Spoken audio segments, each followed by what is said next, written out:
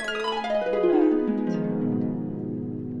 আমার নেপাল ভ্রমণে দেখা অত্যন্ত সুন্দর একটি স্থান, পবিত্র মন্দির।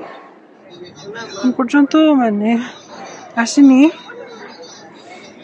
কিন্তু অলরেডি আমি হয়রান হয়ে গেছি।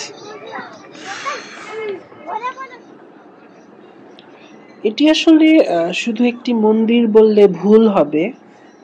এটি একটি মন্দির কমপ্লেক্স, যে মন্দির কমপ্লেক্সে প্রচুর পর্যটক আসেন, প্রচুর বিদেশি পর্যটক আসেন এবং অনেক উঁচুতে এই মন্দিরটি। আপনাকে বেশ খানিকটা হেঁটে উঠতে হবে এবং আপনি অবিশ্বাস্য সুন্দর পথটিতে অনেক প্রাণীকুলের দেখা পাবেন। কুকুর আছে এবং আরো কি কি প্রাণী আছে আপনারা যেতে যেতেই দেখতে পাবেন। বেশ লম্বা একটি পাথরের সিঁড়ি বেয়ে আপনাকে কমপ্লেক্সটিতে উঠতে হবে। বানর দেখছি আমি, অনেক বানর, এবং তারা তাদের পরিবারের সদস্য পরিজন নিয়ে বসবাস করে এবং তারা বেশ সুসভ্য। আমি আর কোথায় যাব? Hello Sanchita, hello.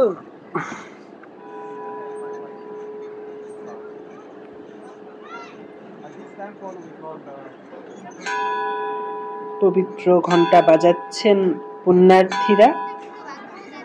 কমপ্লেক্সটিতে একটি স্তূপ, বিভিন্ন মঠ মন্দির রয়েছে, যেগুলোর অনেকগুলো তৈরি হয়েছিল নেপালি লিচাভি যুগের সময়ে, এবং এখানে সাম্প্রতিক সংযোজন রয়েছে।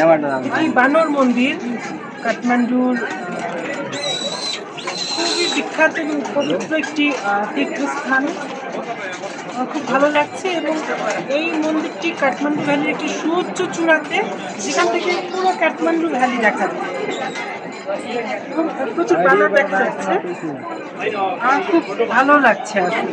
এবং হিন্দু এবং বৌদ্ধ ধর্মের একটি অত্যন্ত পবিত্র মন্দির এই মন্দির। স্থাপনাটিও একদম অন্য রকমের, খুবই অন্য। স্বয়ম্ভুনাথের বেশিরভাগ বিশিষ্টই নেওয়ার বৌদ্ধ ধর্মের ব্রজযান ঐতিহ্য থেকে এসেছে, তবে কমপ্লেক্সটি অনেক বিদ্যালয়ের বৌদ্ধ ধর্মাবলম্বীদেরও একটি গুরুত্বপূর্ণ স্থান এবং এটি হিন্দুদের শ্রদ্ধার স্থান।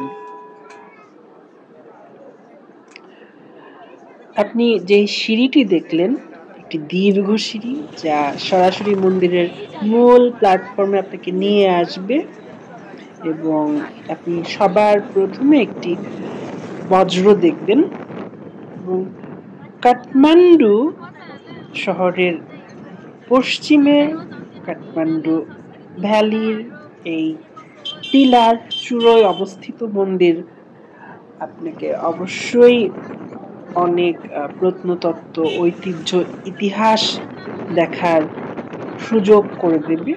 এটি একটি সুপ্রাচীন বৌদ্ধ ধর্মীয় কমপ্লেক্স। আমার একটি ইউটিউব চ্যানেল আছে, আমার সামাজিক যোগাযোগ মাধ্যমগুলো ফলো করুন আমার অন্যান্য কন্টেন্টগুলো দেখতে।